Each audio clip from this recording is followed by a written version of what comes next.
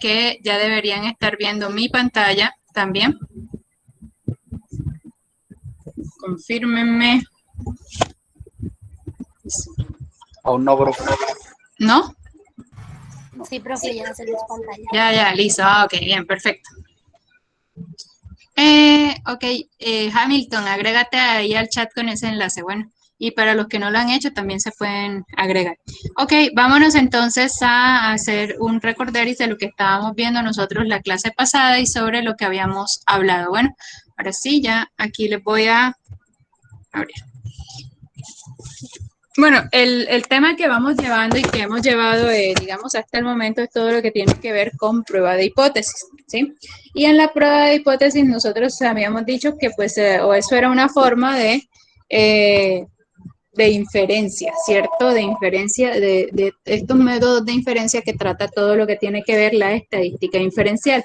Y bueno, la vez pasada pues creo que no tenía acceso a mi lápiz y había sido un poco complicado, pero ahora sí ya les puedo ir explicando en el tablero qué es lo que vamos, digamos, todo lo que estamos haciendo en esta sección. Bueno, entonces, obviamente nosotros estábamos hablando de que teníamos unos parámetros y los parámetros son características numéricas de la población y teníamos unos estadísticos, ¿cierto? Y bueno, nosotros utilizamos los estadísticos para poder inferir cosas acerca de los parámetros en la población. Es decir, utilizamos la media muestral para poder inferir cosas acerca de mu, que es la media poblacional, ¿verdad? Ya digamos, el promedio de toda la población. Utilizamos, por ejemplo, la desviación estándar muestral para poder inferir cosas acerca de la desviación estándar de la población, esta que es sigma, que es la desviación estándar poblacional. Recuerden que estas letras se diferencian, una es del alfabeto latino, otras son el alfabeto griego. Cuando estamos sobre el alfabeto griego estamos hablando de parámetros poblacionales y cuando estamos hablando en el alfabeto latino estamos hablando de, digamos, de el alfabeto latino, estamos hablando de los estadísticos, estamos hablando sobre la muestra.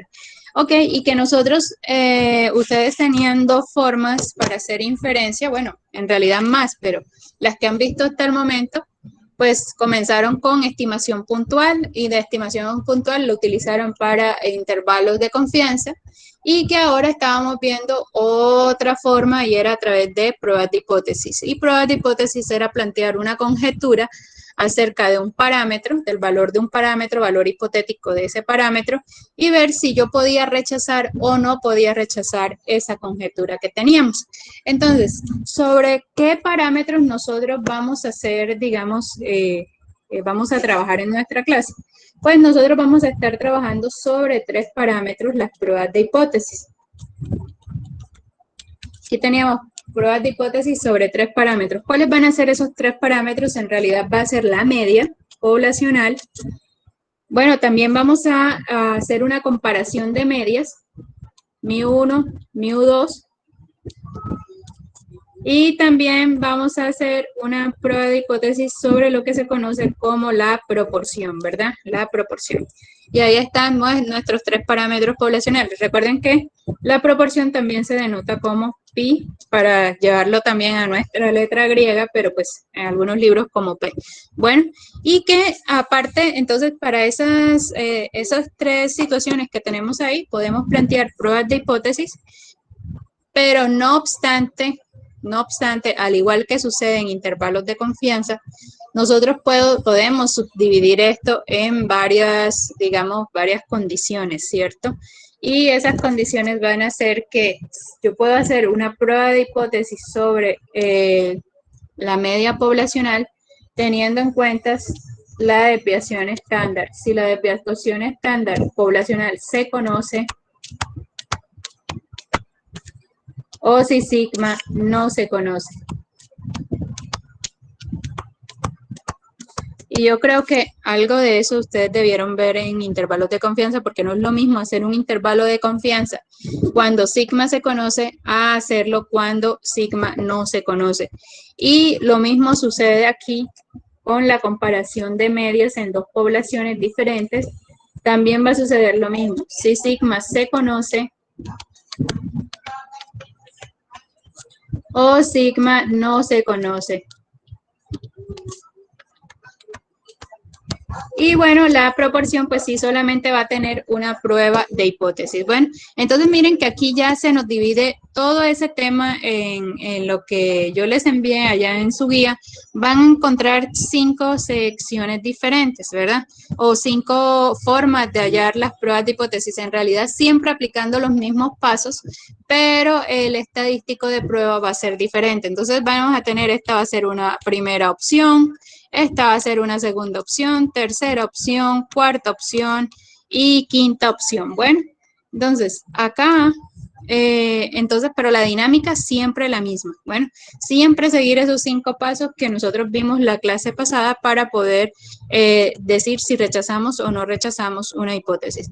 Y bueno, aparte de eso, tener presente otra cosa en esta parte de prueba de hipótesis y es que ¿dónde vamos a estar parados? Porque aquí, cuando yo digo sigma se conoce o sigma, sigma se conoce o sigma no se conoce, pues miren que en realidad yo estoy partiendo de una muestra para hacer una inferencia acerca de la media poblacional, ¿ok? Y eso quiere decir que si yo estoy utilizando esa muestra para hacer inferencia acerca de la media poblacional, es porque no la conozco, no sé cuál es mi media, no sé cuál es mi media. Y si no sé cuál es mi media, mucho menos puedo saber cuál es mi desviación estándar, ¿verdad? Porque no tiene sentido. O sea, si no conozco la media, tampoco puedo conocer la desviación estándar. Y eso, por eso es que es esa división. Si sigma se conoce o sigma no se conoce, porque recuerden que la desviación estándar, ¿cómo se calcula la desviación estándar? Recuerden que la desviación estándar es una raíz, ¿cierto? Aquí tenemos la raíz de una sumatoria de unas desviaciones con respecto a la media mu de los x sub i todo elevado al cuadrado sobre el total de datos. Entonces miren que para yo poder hallar sigma, tengo que conocer mu. Espérenme. Vamos a ponérselo en otro color para que lo vean resaltado. Miren que aquí este es el cálculo de sigma y el cálculo de sigma depende de mu. Entonces, ¿por qué nosotros o los estadísticos decimos entonces si sigma se conoce? Pero ¿cómo se va a conocer sigma? Si no conozco mu, mucho menos puedo conocer sigma porque sigma es un cálculo que depende de mu. Y bueno, muchachos, es cierto, eso que les he dicho es totalmente cierto.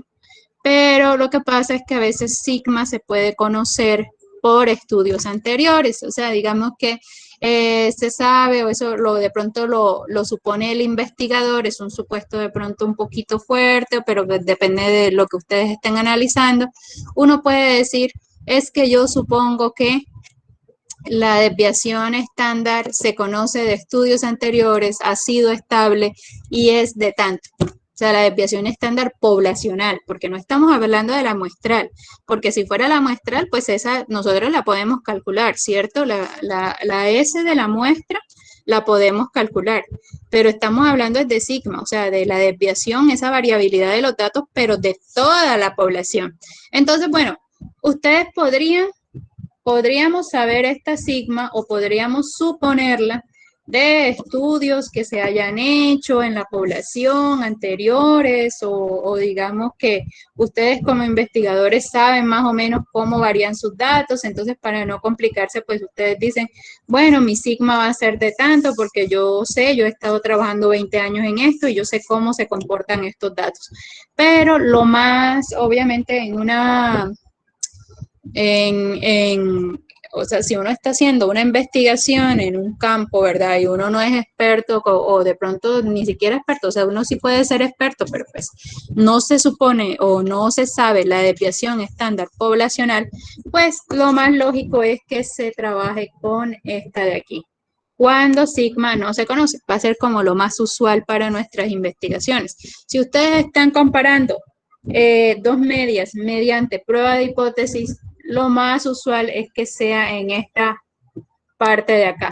O sea, donde sigma no se conoce. O sea, no se conocen las medias, tampoco se conoce pues obviamente la desviación estándar, ¿ok? Entonces, bueno, aquí es esta división para que ustedes lo tengan presente de por qué es que nosotros trabajamos esa, de digamos, si sigma se conoce o sigma no se conoce. Y bueno, desde el punto de vista matemático, pues lo que pasa es que vamos a utilizar dos distribuciones diferentes. En una se utiliza la normal y en otra se utiliza la distribución t-student, que yo sé que ya ustedes vieron allá con el profesor Castaño. Bueno, hasta aquí, ¿alguna inquietud? No, señor. Ajá. ¿Sí? ¿Quién tiene la inquietud? Señor, ¿te está presentando pantalla? Sí, se suponía que sí. Yo les dije que si veían la pantalla, ustedes me dijeron que sí. Sí, profe, sí se está viendo la pantalla. Sí se ve, señor. Ok. Entonces soy yo. Ya. Ok, entonces te has perdido de toda una explicación sobre el tema. Bueno, listo. Vámonos entonces con la guía. Ah, ok. Listo. Y acá, pues de hecho, en esta parte de acá, pues ustedes van a ver prueba de hipótesis para la media, cómo se forman las pruebas de hipótesis y bueno, todo eso.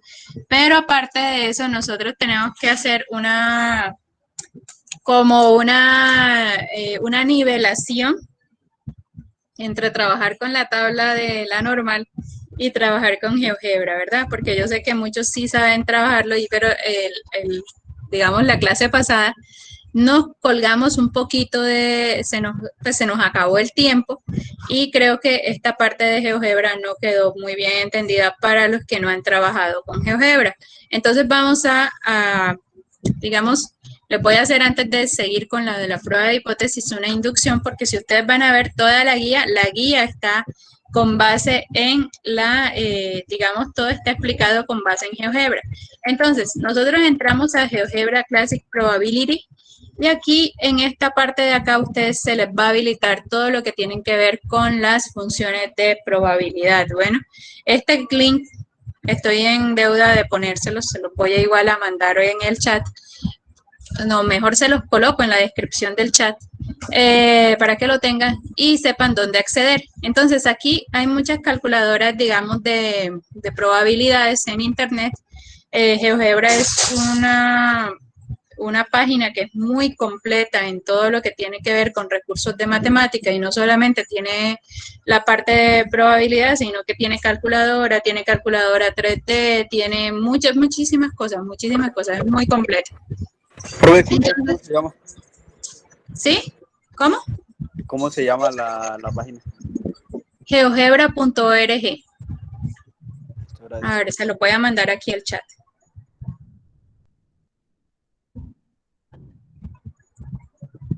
Ahí, GeoGebra.org Classic Probability. Bueno, listo, ahí se los envié. Y en GeoGebra lo que nos sirve es calcular de una manera simple, rápida, más didáctica que utilizar de pronto la tabla. A veces la tabla confunde un poco a los estudiantes y bueno, y la tabla era una herramienta muy necesaria. O sea, hasta cuando yo estudié la tabla era fundamental para poder entender todos estos temas. Digamos que ahora obviamente hay otros métodos y la tabla era porque pues si no teníamos acceso al computador, pues teníamos acceso a la tabla de probabilidades debajo de la normal, ¿cierto? ¿Por qué? Porque todas estas áreas que se encuentran aquí debajo de la curva de la normal es lo que me van a dar las probabilidades. Y la forma de hallar eso en matemática es mediante integrales. Entonces, claro, pues eso era un lío porque nosotros teníamos que hallar diferentes áreas debajo de la normal. Voy a tomar aquí un pantallazo para escribir. Entonces, por ejemplo, ¿cuál es la probabilidad de que la variable aleatoria tome un valor o menor o igual a menos 1.5? Entonces, se tenía que hallar la integral de toda esta parte de acá. Bueno, de toda esta parte de acá. Entonces, lo que hacían las tablas de probabilidad era un compendio de todas esas probabilidades de tal forma que se pudiera trabajar de manera sencilla con eso, o sea, sin necesidad de hacer toda la parte de integración. Y a eso va la tabla de probabilidad que ya me parece súper bien que ustedes hayan aprendido a manejar. Entonces, Ahora, para hacerlo como más didáctico, aquí nosotros tenemos esta, digamos, esta curva, ¿verdad? Esta curva que tenemos aquí, que es la campana de Gauss. Ustedes ya vieron la campana de Gauss. De hecho, yo creo que ustedes comenzaron con la distribución normal y las personas que estuvieron conmigo el semestre pasado vieron la distribución normal también. Bueno, entonces ya sabemos de qué estamos hablando y es, pues a veces los datos tienen unos histogramas. Espérenme.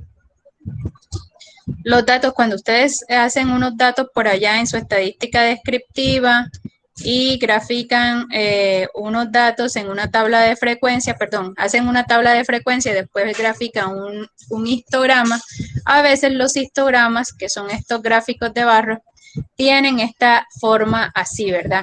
Y si tienen esta forma, estamos hablando de que los datos siguen una distribución normal, ¿cierto? O sea, puede ser que el histograma sea así, esos histogramas que ustedes graficaban en su estadística descriptiva. ¿Es la única distribución? No, muchachos, no es la única distribución. Ustedes recuerdan que a veces en ciertos ejercicios los histogramas les daban un poco así. Y por aquí unas barritas, así. O sea, que tenían, no se comportaban de una forma normal, sino que tenían posiblemente un sesgo acá de esa montañita que yo podía armar, ¿verdad? Entonces, o podían ser de otra forma, o sea, podía ser así también. Entonces, digamos que nosotros tenemos diferentes tipos de distribuciones. Esos tipos de distribuciones, pues obviamente dependen del conjunto de datos, ¿verdad? Depende de los datos que nosotros estemos trabajando. Pero que en estadística se dividen en unos datos que están representados por unas variables aleatorias discretas y otros que están representados por unas variables aleatorias continuas. Entonces, miren que aquí en la página, en esta calculadora, en esta parte de acá abajo, están las variables, están las distribuciones de las variables aleatorias discretas. Entre esas tenemos la binomial, la Pascal, la Poisson y la hipergeométrica. Bueno, y en la parte de arriba tenemos las distribuciones de variables aleatorias continuas, comenzando con la normal. ¿Por qué la normal? Porque la normal, digamos que muchos de los datos que en varios campos de la vida real, pues se comportan como una distribución normal. Es la más común, la más frecuente, no es la única, no quiere decir que es que todos los datos que yo tenga se me comporten así como una campana de Gauss, no necesariamente. Y para eso nosotros tenemos otras distribuciones como las que tenemos aquí, que van a dibujar diferentes tipos, así como pues digamos, como está, así como está la normal, pues también otras dibujan otros tipos de funciones con sesgo, sesgo a la izquierda, sesgo a la derecha, asimetrías, todo lo que ustedes quieran está inventado. Bueno, pero nosotros estamos entonces aquí concentraditos en la normal. Entonces, en esta parte donde yo escojo la distribución, nosotros vamos a trabajar con dos. Vamos a trabajar con la distribución normal y con la student, ¿cierto? La t-student, que si ustedes ven acá la t-student, si la seleccionamos, también es una distribución que es simétrica, es una distribución que es muy parecida a la campana de Gauss, tiene otras características, va a tener un accesorio adicional que se va a llamar grados de libertad y bueno, de pronto ya trabajaron algo de eso por intervalos de confianza.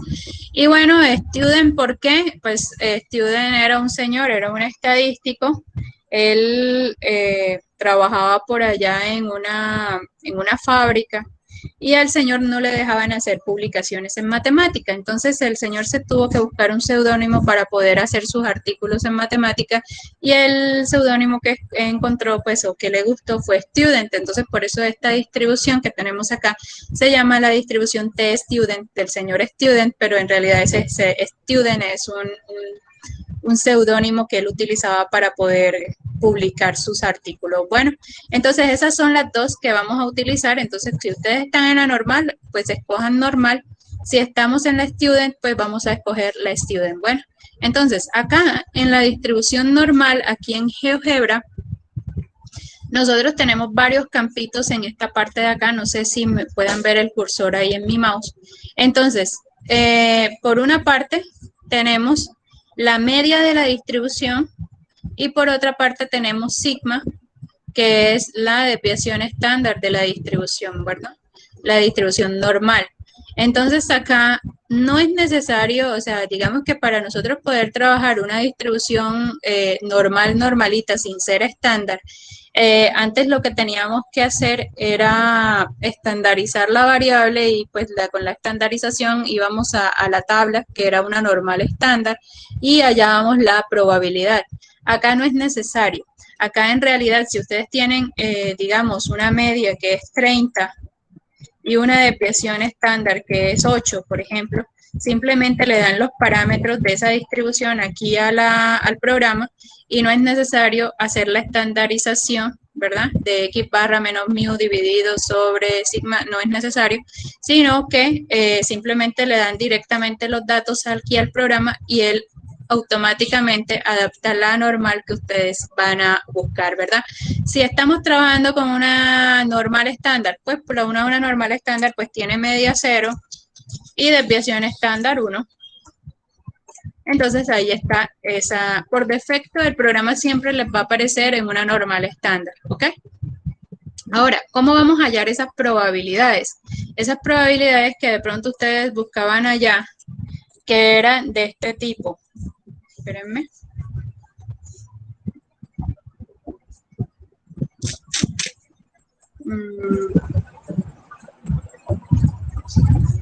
Nosotros aquí podíamos plantearnos varias posibilidades. Podríamos plantearnos cuál es la probabilidad de que mi variable aleatoria x, bueno, en este caso como es una normal estándar que vamos a trabajar con una variable aleatoria z, ¿cierto?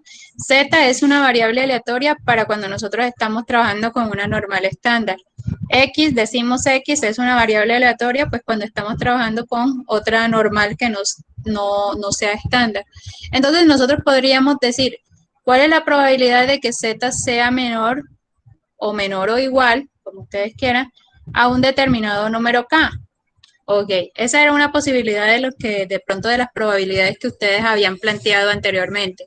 O también podíamos preguntarnos por la probabilidad de que Z fuera mayor o igual o mayor que un determinado número K, y esa era otra de las posibilidades. O también podíamos preguntarnos la probabilidad de que de que Z estuviera, ¿verdad?, entre un determinado número K1, K sub 1 y un determinado número K sub 2. Esas son las tres posibilidades que tenemos para nosotros plantearnos la probabilidad debajo de una, o la probabilidad con una normal. Y bueno, cuando nosotros estamos hablando de la gráfica, digamos, esta primera opción que tenemos aquí, y es que Z sea menor que o igual a un determinado K, lo que me está diciendo es, coja la campana de Gauss, fije dónde está K en mi variable aleatoria, vamos a ponerlo en otro color, fije dónde está K en un determinado valor, pues, digamos en ese eje horizontal. Recuerden que en el eje horizontal van los valores de mi variable aleatoria. Y para hallar esa probabilidad, mire el área debajo de la curva que se encuentra a la izquierda. Y bueno, ¿por qué a la izquierda? Porque yo estoy diciendo que cuál es la probabilidad de que Z tome unos valores menores o iguales a K. Si aquí está K, ¿sí? Aquí pongo K. ¿Cuáles son los valores menores acá? Pues todos los que se encuentran en esta zonita de acá, ¿verdad? Todos los que se encuentran en esta zonita de acá. Y esa zona me determina un área bajo la curva que me va a dar la probabilidad, y es esta partecita de aquí. Bueno, esa partecita de ahí. Y esa partecita de ahí es la probabilidad, eso es lo que voy a decir, probabilidad de que Z sea menor o igual a K.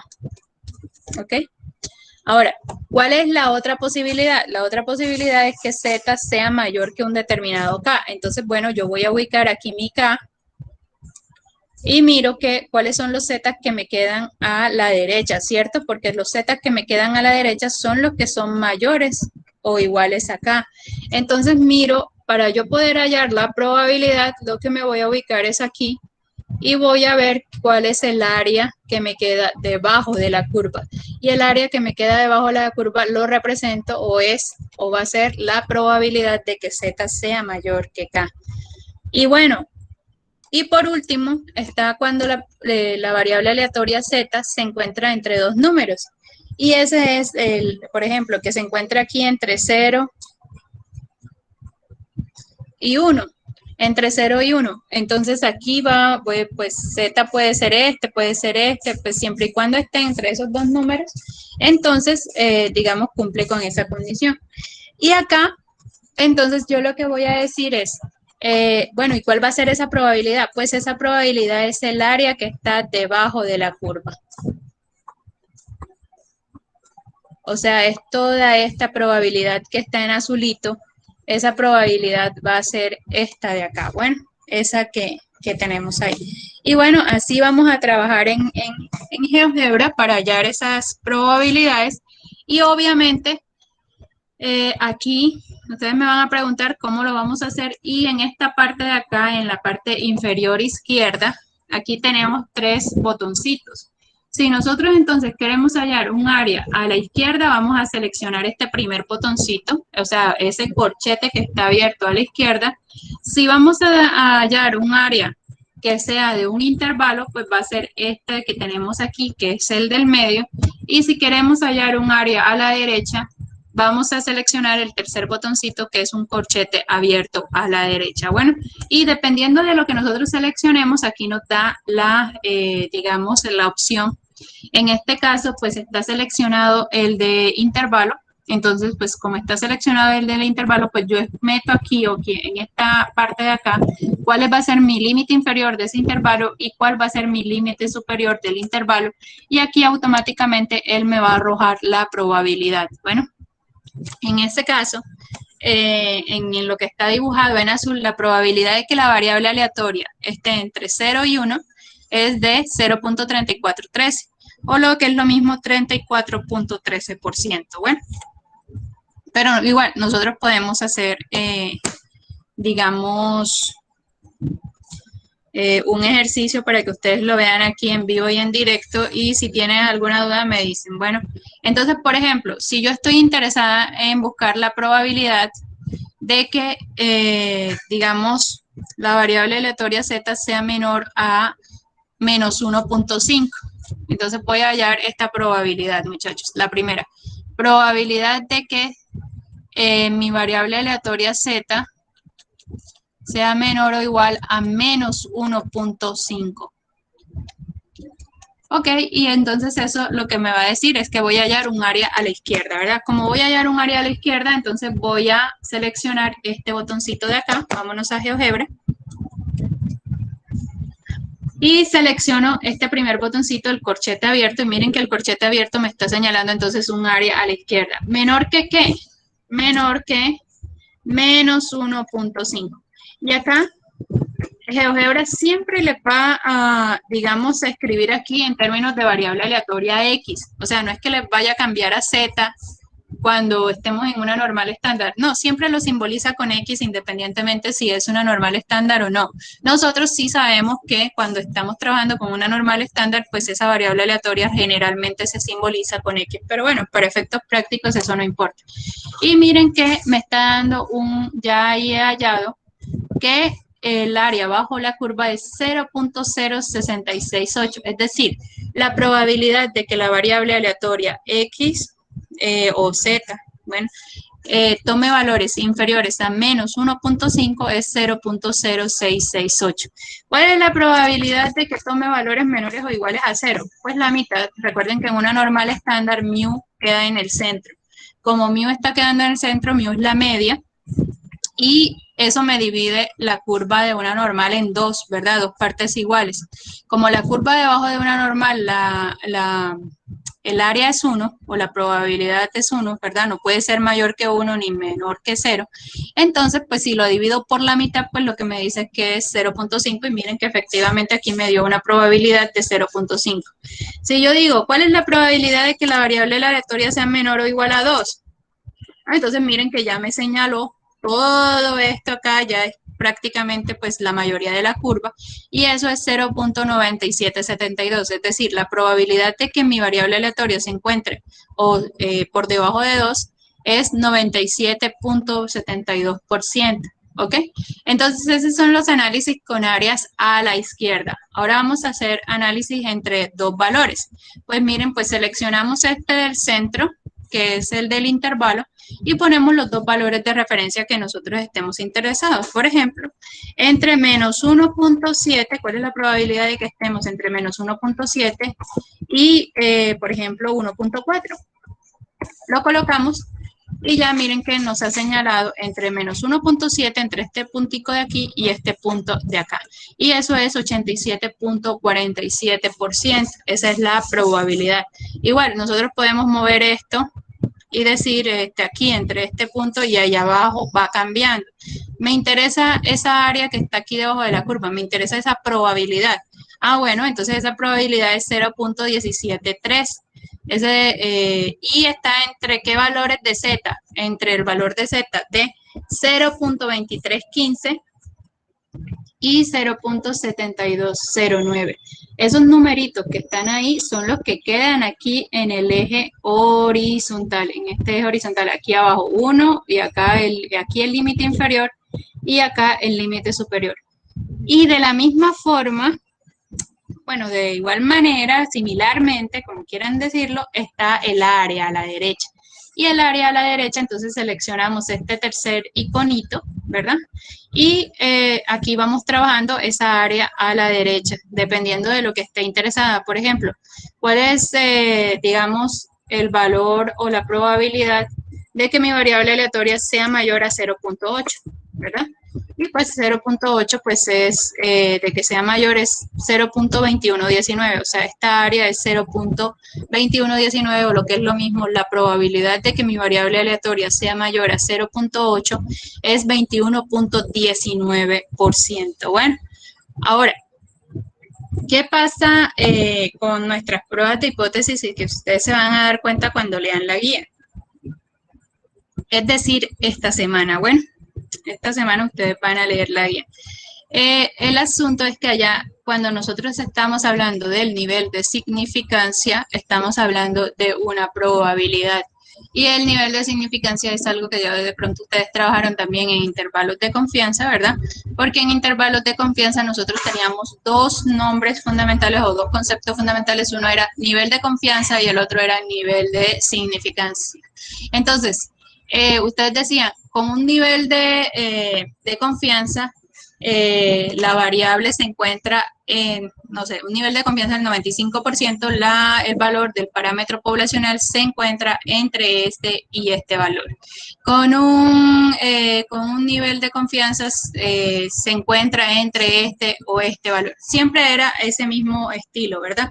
Y acá digamos que el nivel de significancia lo que va a hacer es una probabilidad y esa probabilidad lo que me va a indicar es una zona de rechazo.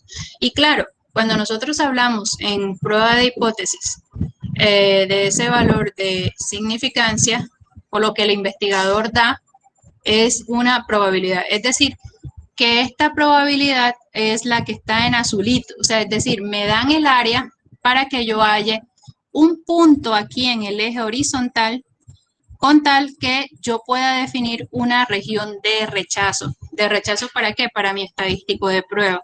Entonces, ¿qué pasa? Que acá usualmente, yo les decía en la clase pasada, el nivel de confianza que usualmente, perdón, el nivel de significancia que usualmente se utiliza en estadística es el de 5%. Entonces vamos a poner, a ver, yo les voy a decir y ya les muestro. 0.05, miren que, ¿dónde estoy escribiendo? Estoy escribiendo en la parte del área. En esta partecita del área es donde voy a poner el área que voy a buscar, o sea, la probabilidad. Entonces, bueno, teniendo en cuenta eso, voy a poner un print aquí para seguirlo explicando.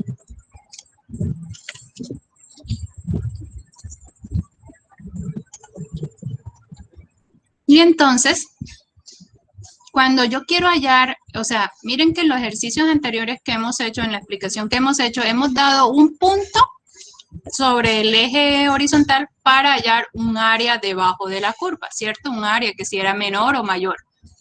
Pero en este caso yo voy a hacer el proceso contrario. Voy a dar un área, esta área, y el área esta que vamos a hallar aquí es lo que vamos a conocer como el área o el nivel de significancia. Que yo les decía la vez pasada, usualmente en una prueba de hipótesis es el 5%, o que lo que es lo mismo en decimales 0.05, ¿verdad? 0.05. ¿Qué pasa? Que cuando nosotros tenemos una prueba de cola bilateral, pues esa área se tiene que dividir en dos, ¿cierto? ¿Por qué dividimos en dos? Porque pues vamos a tener que hallar un área de este lado y un área de este lado también de acá. Pero bueno, eso ahorita lo vemos cuando estemos sobre la guía, pero bueno, la idea es que me entiendan que en este caso voy en un proceso contrario. Como voy en un proceso contrario, porque a mí lo que me dieron aquí fue la probabilidad de yo cometer un error, entonces esa probabilidad la voy a colocar en esta partecita de acá en GeoGebra, bueno. Y entonces a mí me dicen, ok, colóquela allá y halle, por ejemplo, z de alfa. Si voy a hallar z de alfa, lo que me indica es, hay un punto aquí en el eje horizontal de tal forma que me deje a su derecha un área de ¿cuánto? Un área de 0.05.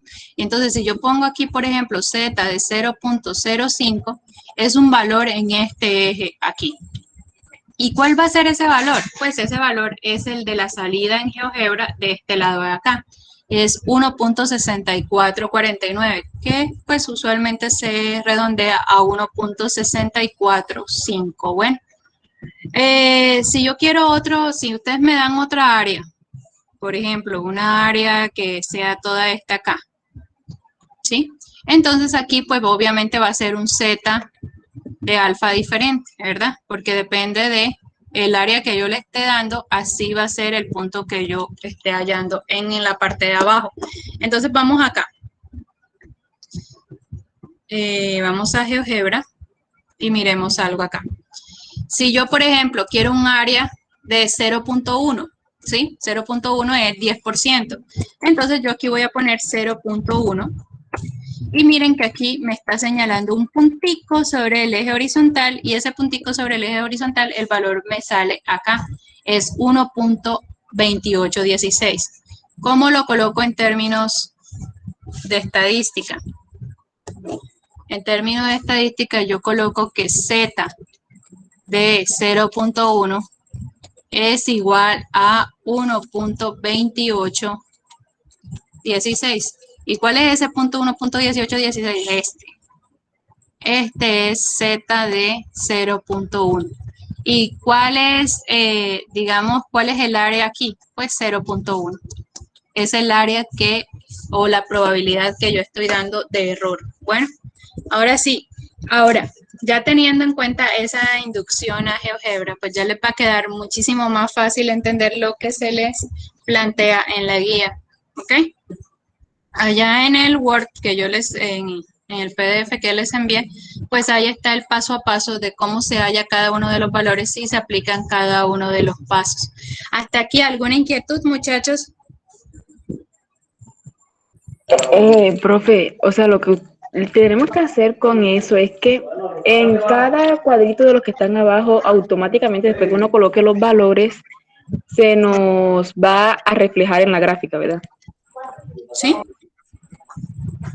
Se les refleja en la gráfica, pero eso depende del ejercicio que ustedes estén haciendo. Entonces, ahora sí, pero efectivamente es así. Nosotros vamos aquí en el resto de clase a hacer otro ejercicio para ver, digamos, para afianzar el tema y ver cómo lo vamos a utilizar con los 5 pasos que habíamos hablado la clase pasada.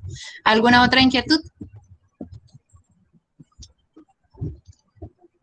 Listo. Entonces, vámonos con el ejercicio.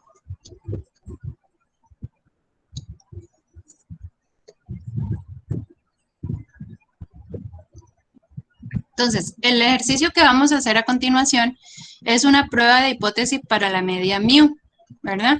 Y nosotros habíamos visto que los pasos para todas las pruebas de hipótesis, para todas, para esas 5 que nosotros anotamos ahí en nuestro tablero, son estos que están acá. Primero, a partir del problema, pues lo que hacemos es dar una hipótesis nula y una hipótesis alternativa. Después, el investigador pues nos tiene que dar el nivel de significancia. Si los investigadores somos nosotros, pues decimos es el 5% o es el 10%, usualmente es el 5%. Yo les dije, es una convención estadística que hay y ese nivel de significancia es la probabilidad de cometer el error tipo 1. Bueno, nosotros ya habíamos hablado de los tipos de errores que se pueden cometer. El tercero es recabar los datos muestrales y aquí esto es muy importante porque miren sobre qué estamos haciendo nuestra prueba de hipótesis, sobre nuestra muestra, ¿verdad? No estamos haciéndola sobre la población, sino recabar los datos muestrales, los que provienen de la muestra de esa encuesta que yo hice, ahí es donde yo voy a hacer el análisis. Y dices calcular el valor del estadístico de prueba. Y el estadístico de prueba pues era un estadístico que nosotros habíamos visto acá, que por ejemplo para la media es este que vamos a tener aquí. Entonces vamos a calcular ese estadístico en nuestro tercer paso. Y el cuarto paso dice emplear el nivel de significancia para determinar el valor crítico. Aquí se me olvidó decirles que este valor que nosotros, una vez dado el nivel de significancia, este valor que nosotros hallamos sobre el eje horizontal y que me determina una región de rechazo, todo lo que está aquí sombreado, entonces este valor que yo tengo aquí lo voy a conocer como valor crítico. Bueno, eso es lo que se le conoce como valor crítico, ok. Y el quinto dice, bueno, el cuarto, entonces emplear el nivel de significancia para determinar el valor crítico y la regla de rechazo. Ya aquí con el valor crítico ustedes pueden decir, bueno, todo lo que sea a partir de acá, o sea, lo que estaba sombreado, entonces va a ser mi región de rechazo y lo que no está sombreado, o sea, todos estos valores, pues van a ser mi región de no rechazo. De eso varía dependiendo del problema, ojo, porque vamos a tener pruebas, ustedes saben, de cola superior, pruebas de cola inferior y pruebas que son bilaterales. Entonces, por eso, digamos, la grafiquita, ver dónde están cayendo esos valores críticos es importante porque pues nos ayuda a visualizar cuál es mi región de rechazo. Y bueno, y el quinto paso es comparar los pasos 3 y 4, comparar cuál es mi estadístico de prueba y comparar contra el valor crítico. Si el estadístico de prueba cae en la zona de rechazo, entonces se rechaza la hipótesis nula. Si no cae en la zona de rechazo, entonces no se rechaza la hipótesis nula. Bueno, hasta acá, entonces, nosotros creo que en la semana pasada, nosotros habíamos visto un ejemplo, sí, la de las muertes en Colombia, y habíamos hecho pues todo el ejercicio, ¿verdad? ¿Me confirman, porfa, si hicimos el ejercicio? A mí me parece que sí, ¿cierto? Completo.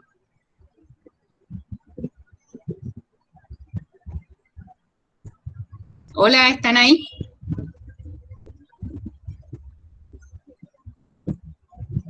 Sí, profe, aquí estamos. Sí, profe, aquí estamos. ¿Y vimos el ejercicio?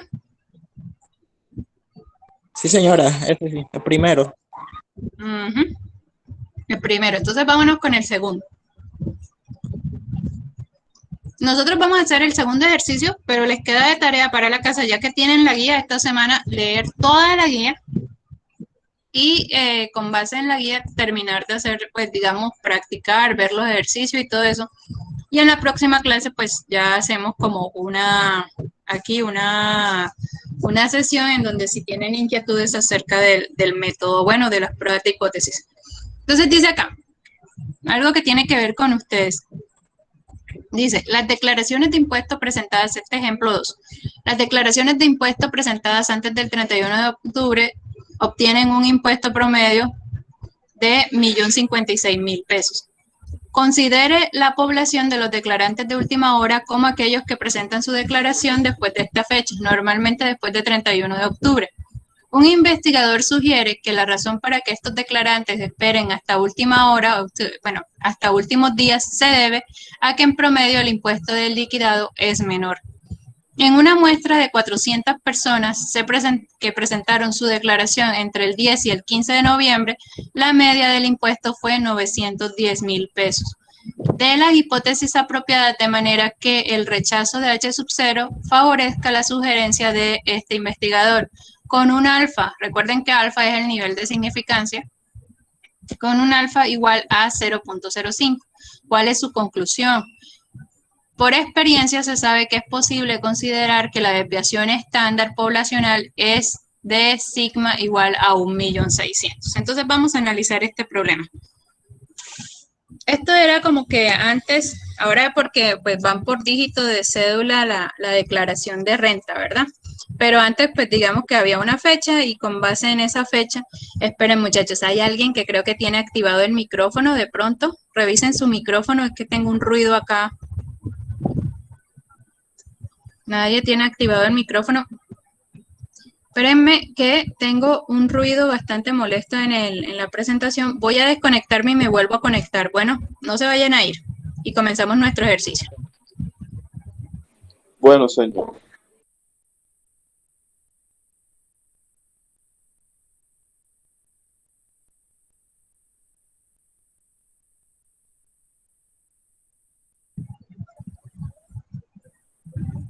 Hola, hola. Ya mejoró. Ya se quitó el ruido espantoso que había. Entonces ahora, voy a presentar acá. Seguimos grabando.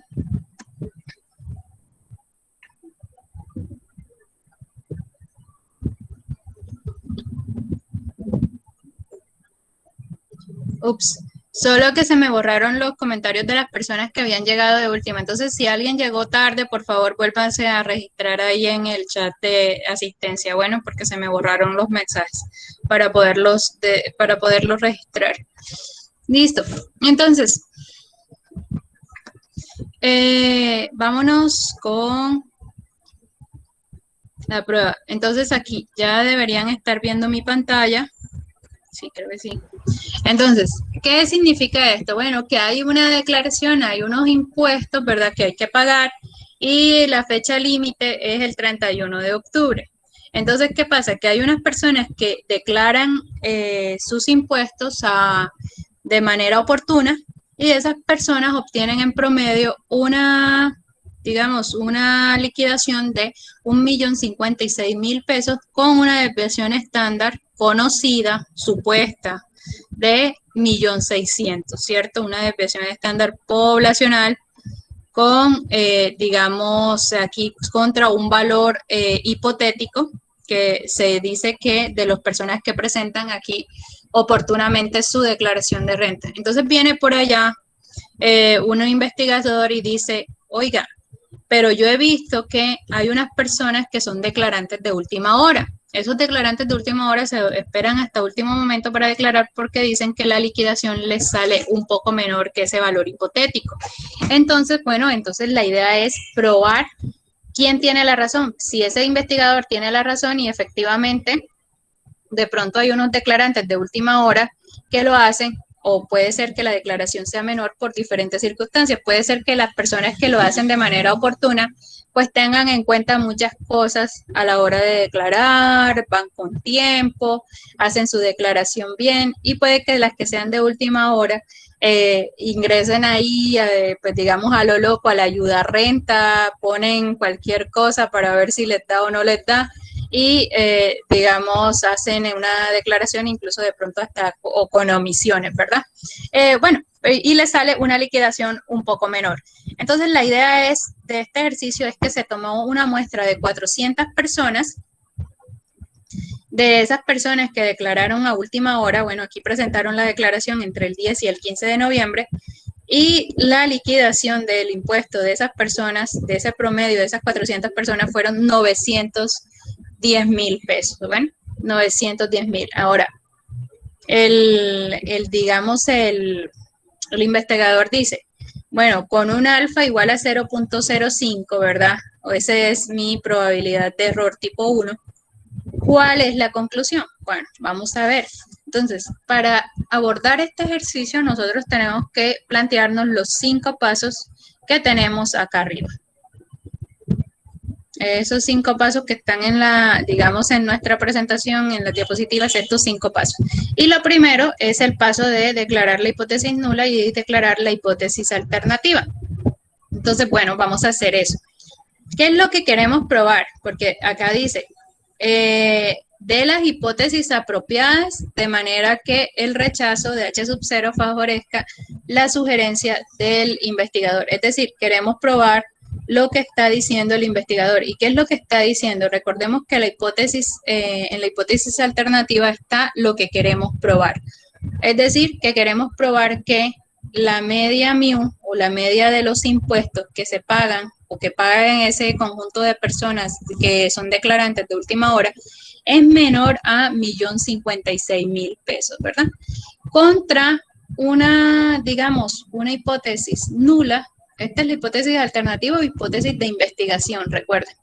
Contra una hipótesis nula que es esta, que es el impuesto o la media del impuesto de las personas que pagan el impuesto a última hora, debería ser de 1.056.000, así como las que, digamos, las personas que pagan su impuesto oportunamente. Entonces, bueno, aquí están las dos. Recuerden que si yo planteo lo que quiero probar acá en la hipótesis nula, va a ser una afirmación que sea contraria, ¿cierto? Contraria. Si yo aquí he puesto que mío es menor que 1.056.000, arriba iría que mío es mayor o igual a 1.056.000. Bueno, entonces ya con eso he realizado aquí mi paso 1. Bueno, ahora mi paso 2 dice, se fija el nivel de significancia. Entonces, esto está dado en nuestro ejercicio y es un alfa igual a 0.05. Bueno, ya he salido de mi paso 2. Paso 3, calcular el estadístico de prueba. Y entonces el estadístico de prueba, cuando estamos hablando aquí de, digamos, de la media, del parámetro poblacional de la media, entonces es este que tenemos acá, que es X barra menos mu sub 0. Mu sub 0 es el valor hipotético contra el que yo estoy comparando, en este caso es 1.056.000, entre sigma sobre raíz de n. Eso es lo que tenemos ahí. Entonces, para aplicar esta fórmula, miremos con qué datos contamos. Entonces, bueno, ok, miremos. El X barra es el promedio de lo que me da la muestra.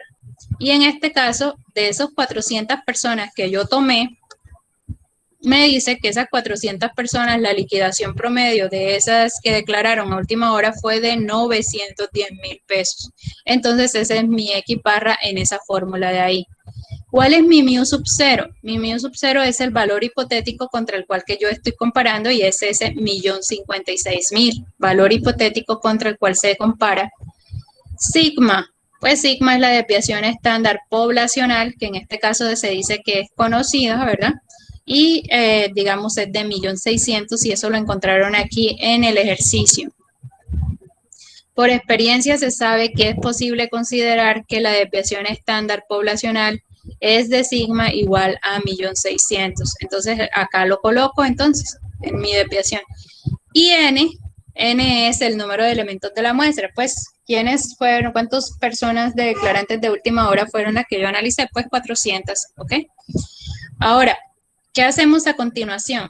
Reemplazamos en mi estadístico de prueba.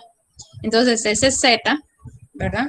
Aquí que esa fórmula que yo tenía acá arriba, pues voy a reemplazar todos los valores porque ya los tengo todos, exactamente todos. Reemplazo X barra 910.000 menos 1.056.000, que es mu sub 0, que es mi valor hipotético, entre sigma, que es la desviación estándar, dividido entre la raíz cuadrada del número de elementos en la muestra, que es 400. Y eso me da un z de 1.825. Menos 1.825. Ese es mi estadístico de prueba. Bueno, ¿listo? Ahí ya he hallado mi tercer punto. Ese es el tercer paso de la prueba de hipótesis. Ahora, vámonos para el cuarto paso. El cuarto paso es hallar el valor crítico. Es decir, ver en la distribución normal estándar qué área o qué punto de Z me deja un área a su derecha o a su izquierda o entre, bueno, dividida, debajo de la curva. Y bueno, para eso nosotros tenemos que identificar ¿qué tipo de prueba de hipótesis estamos haciendo? Si estamos haciendo una prueba de hipótesis de cola inferior, una prueba de hipótesis de cola superior o bilateral, ¿verdad? Porque así mismo van a ser como yo voy a buscar. Entonces, miren aquí. Si yo estoy en una prueba de hipótesis de cola superior, es decir, que en la hipótesis alternativa haya un mayor que, así como en este caso que les estoy señalando aquí, entonces eso va a ser una prueba de cola superior y aquí yo voy entonces a buscar un área a la derecha y voy a definir un área de rechazo a partir de ese valor crítico. Bueno, o sea, estamos buscando aquí un área a la derecha. Si yo estoy en una prueba de cola inferior, lo que estoy buscando es un valor a la izquierda, es decir, un valor aquí que me deje un área a la izquierda. Y aquí es donde yo defino mi zona de rechazo, ¿ok? Y aquí, ¿cómo identifico que estoy en una prueba de cola inferior? Pues, si tengo aquí un menor que, entonces estoy en una prueba de cola inferior. Y la idea sería esta, en buscar debajo de la distribución. Ahora, ¿qué pasa si estoy en una prueba bilateral? Pues si estoy en una prueba bilateral, lo que voy a dividir es el nivel de confianza, o sea, el área, la voy a dividir en dos. Una que me indica aquí, en esta parte, en esta región a la derecha, y otra partecita, un alfa medio, que me indica aquí en la zona a la izquierda, ¿verdad? Entonces, aquí vamos a tener un área de alfa medios y aquí también voy a tener un área de alfa y medios. Alfa medio a mi derecha, alfa medio a mi izquierda. Y ojo que aquí vamos a tener dos valores críticos. Por este lado vamos a tener el valor crítico Z de alfa medios y por este lado vamos a tener el valor crítico menos Z de alfa medios. Esos dos valores en realidad son iguales, solamente que uno es positivo y el otro es negativo. ¿Por qué? Por simetría de la distribución normal. Entonces vamos a ver cuál de las tres distribuciones, cuál de las tres pruebas tengo en este caso. Bueno, ¿y cómo identifico que estoy en una prueba bilateral? Cuando mi hipótesis de investigación o mi hipótesis alternativa es diferente de, o sea, tiene el símbolo diferente de, entonces estoy en una prueba bilateral, ¿ok? Listo, vámonos a nuestro ejercicio sobre los impuestos. Entonces, miro, cómo están planteadas estas hipótesis y veo que mi hipótesis alternativa hay un menor que. Si hay un menor que, mírenla, acá se los voy a señalar para que lo vean aquí, mírenlo.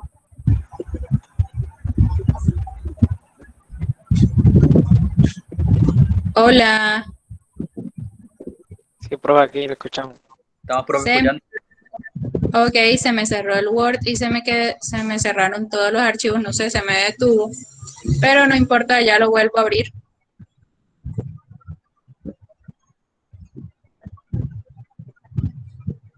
No sé por qué se cerró. Ustedes están viendo, ¿cierto? Eso sí no se desconectó. Sí, profe, no. Listo, ya un minuto. Cuando intenté señalarle dónde era que estábamos viendo la prueba de cola inferior, acá. Miren que en este caso estoy un menor que. Si estoy señalando un menor que acá, estoy diciendo estoy en una prueba de cola inferior y lo que tengo que buscar es un área a la izquierda. Es decir, voy a buscar allá en GeoGebra un puntico aquí para hallar mi valor crítico, de tal forma que me deje un nivel de significancia a su derecha de 0.05. ¿Por qué 0.05? Porque es el nivel de significancia que dio el investigador. Entonces voy a hallar ese punto para ver cuál me da. Y obviamente aquí ya está hallado porque esta es la guía, es menos 1.64. Pero si yo voy a GeoGebra, la forma de hacer esto es la siguiente. Voy aquí a GeoGebra, ya estoy en una normal estándar, selecciono el corchete a la izquierda, que es el que me va a dejar un área a la izquierda. ¿Y por qué sé que es un área a la izquierda? Porque va a ser una prueba de cola inferior, en lo que me está planteando el ejercicio. Y me dice, bueno, que esa área a la izquierda debería ser mi nivel de significancia. Y mi nivel de significancia es 0.05.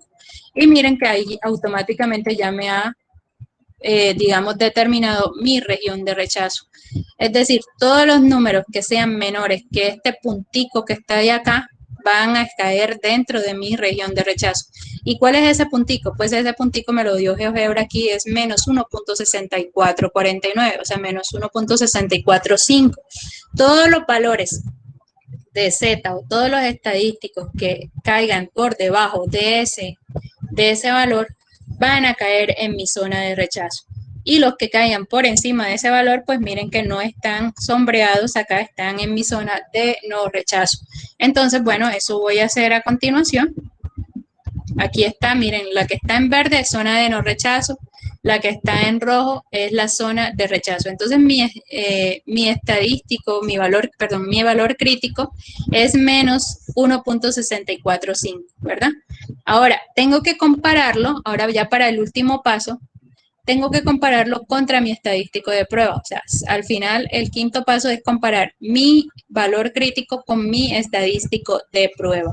Y el valor crítico entonces me dio menos 1.645 y mi estadístico de prueba me dio menos 1.825. ¿Eso qué quiere decir? Miren dónde se está ubicando mi estadístico de prueba. Aquí en esta flechita amarilla que dice estadístico de prueba. Ahí se está ubicando el menos 1.825. Eso quiere decir, ¿está cayendo en mi región de rechazo? Sí, miren, está cayendo en la región rojita, esa que tengo ahí debajo de la campana, ¿verdad? En esa, digamos, en la línea horizontal, donde están los valores de la variable aleatoria, ahí es que está cayendo, digamos, mi estadístico de prueba en esa zona roja. Entonces, como yo los estoy comparando y está cayendo ahí, entonces voy a decir que se rechaza la hipótesis nula. ¿Y cuál era la hipótesis nula que nosotros teníamos? Pues que mu era mayor o igual a 1.056.000 pesos. Es decir, el promedio de la liquidación de los declarantes de última hora era mayor o igual a 1.056.000. Y bueno, vamos a ver cómo vamos a concluir esa parte de acá. Entonces dice, aquí, dice, como se observa, voy a ampliarlo un minuto acá para que todos lo leamos y dice, como se observa en el gráfico, el estadístico de prueba cae en la zona de rechazo, por lo que podemos concluir que se rechaza H sub 0 y podemos interpretar que de la siguiente manera. Existe suficiente evidencia estadística para rechazar la afirmación de que la liquidación de impuestos de los declarantes de última hora sea mayor a 1.056.000, que era H sub 0. Luego, existe evidencia a favor de la hipótesis alternativa, la cual afirma que la media de declaración de impuestos de los declarantes de última hora es inferior a 1.056.000. Entonces, rechazamos la hipótesis nula y decimos que hay evidencia a favor de la hipótesis de investigación, o sea, esa que planteó el investigador diciendo que los declarantes de última hora lo que hacían era que la liquidación era más baja y efectivamente es así. ¿Con base en qué? ¿O con base en qué fue que hicimos todo esto? Pues con base en las muestras. Cuando nosotros hallamos nuestro estadístico de prueba, este estadístico de prueba que teníamos acá, lo pudimos hallar gracias a que teníamos una muestra. Si no hubiésemos podido tener una muestra representativa, pues no hubiéramos podido probar esa hipótesis, ¿cierto? No hubiéramos podido rechazar o no rechazar esa hipótesis porque simplemente no hubiéramos podido hacer este procedimiento estadístico. Entonces, a partir de la muestra, nosotros teníamos cuál era el promedio de esos declarantes de última hora y también teníamos un valor importante aquí era el número de elementos de nuestra muestra. Y con base en esa muestra fue que hicimos todo el procedimiento. Bueno, ¿hasta aquí alguna inquietud? Mucha información en muy pocos minutos. ¿O todo bien? Todo bien, profe, está bien. Profe, y usted esta grabación no la va a subir, no la va a compartir, ¿cierto? ¿Cómo? ¿Perdón? Le pregunto, usted esta grabación no la va a compartir, ¿cierto? Pues que necesitamos volverla a ver para... Yo les voy a hacer una pregunta. Lo que pasa es que yo les dije, nosotros vamos a llevar una playlist en YouTube donde nosotros estamos dejando todas las grabaciones. No obstante, cuando estoy grabando yo, creo que automáticamente a ustedes les llega un correo con la grabación de la clase, ¿no es así? No, a mí no. No, señora. Eso no, a mí no. No les llega. No, señor. No, tengo profe. entendido que le llega a usted y usted tiene que mandarle algo así porque de lo contrario no nos llega, no nos está llegando. Mm, ok, yo Pero de pensé que igual, ese, usted sube la clase a YouTube. claro. Nosotros Entonces, tenemos, ay, miren, les voy profe, a yo no mostrar. sabía. Yo les voy a mostrar. Acá en nuestro canal, miren mi playlist, es Las Diosas del Vallenato.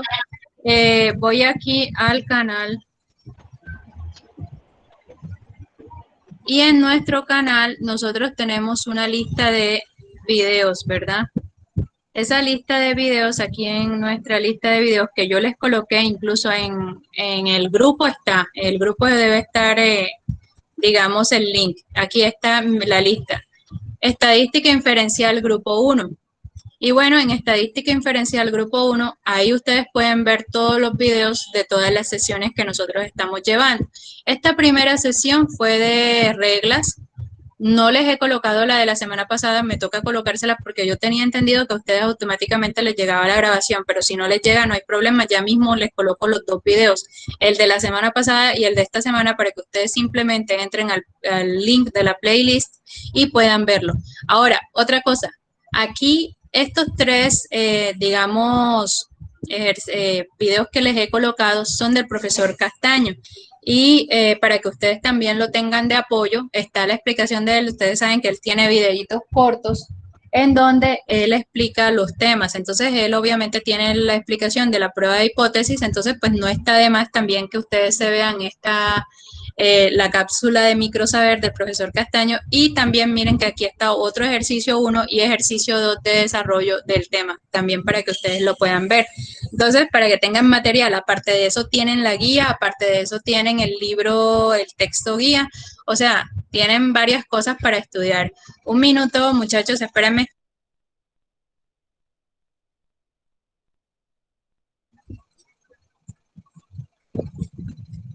Entonces, acá, sí, entonces, si no quieren estudiar, o sea, mejor dicho, material para entender el tema y todo eso tienen. Entonces, aquí igual, les voy a colocar los dos videos, bueno, y cualquier cosa, pues nos seguimos hablando por el chat. Listo, profe. Listo, muchachos, no sé si hay alguna otra inquietud. Y si no, damos por terminada nuestra clase de hoy. No, ya listo, profe. Muchas gracias. Bueno, Buenas noches. feliz noche para todos. Buenas Chao. Feliz noche. Gracias. Chao, chao. Profe, ¿y será que usted me puede hacer el favor de que envíe nuevamente el link de YouTube para yo poder ingresar? Es que la verdad es que yo no sé, pero miren el grupo y a mí no me aparece. Hágame ese favor. No, en la descripción del grupo debería estar. En la descripción yo les coloqué el nombre y todo eso. O sea, darle información en el grupo a ver para ver si está. Espérame, voy a verificar en mi WhatsApp.